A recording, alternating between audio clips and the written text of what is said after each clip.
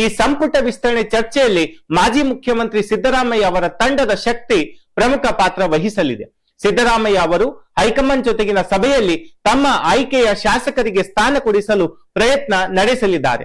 ಅನುಭವಿ ನಾಯಕರಾಗಿರುವ ಸಿದ್ದರಾಮಯ್ಯ ಅವರಿಗೆ ಸಂಪುಟ ರಚನೆಯಲ್ಲಿ ಹಿಡಿತವಿದೆ. ಅವರ ತಂಡದಲ್ಲಿ ಹಿರಿಯ ಶಾಸಕರ ಬೆಂಬಲವಿದೆ. ಪ್ರಾದೇಶಿಕ ಮತ್ತು ಸಾಮಾಜಿಕ ಸಮತೋಲನದ ಬಗ್ಗೆ ಸಿದ್ದರಾಮಯ್ಯ ತಂಡದಿಂದ ಹೈಕಮಾಂಡ್ಗೆ ಸಲಹೆ ಹೋಗಲಿದೆ. ಜುಲೈ 6 ಮತ್ತು 7ರಂದು ಹೈಕಮಾಂಡ್ ಸಭೆಯಲ್ಲಿ ಎಲ್ಲವೂ ಫೈನಲ್ ಆಗುವ ಸಾಧ್ಯತೆ ಇದೆ. ಸಂಪುಟ ವಿಸ್ತರಣೆ ನಂತರ ಇಲಾಖೆ ಹಂಚಿಕೆ ಬಗ್ಗೆಯೂ ತೀರ್ಮಾನವಾಗಲಿದೆ. ಸುಮಾರು 10 ರಿಂದ 12 ಹೊಸ ಮುಖಗಳಿಗೆ ಮಂತ್ರಿ ಭಾಗ್ಯ ಸಿಗಲಿದೆಯಾ ಎಂಬುದು ಸಭೆಯ ನಂತರ ಸ್ಪಷ್ಟವಾಗಲಿದೆ. ಇದೇ ಜುಲೈ ತಿಂಗಳ 10 ರಿಂದ 12ರೊಳಗೆ ಸಂಪುಟ ವಿಸ್ತರಣೆ ನಡೆಯುವ ಸಾಧ್ಯತೆ ಇದ್ದು ವರದಿಯಾಗಿದೆ.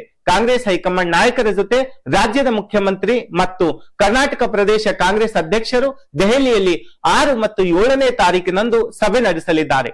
ಈ ಸಭೆಯಲ್ಲಿ ಸಂಪುಟ ವಿಸ್ತರಣೆ ಬಗ್ಗೆ ಅಂತಿಮ ತೀರ್ಮಾನ ಕೈಗೊಳ್ಳುವ ಸಾಧ್ಯತೆ ಇದೆ.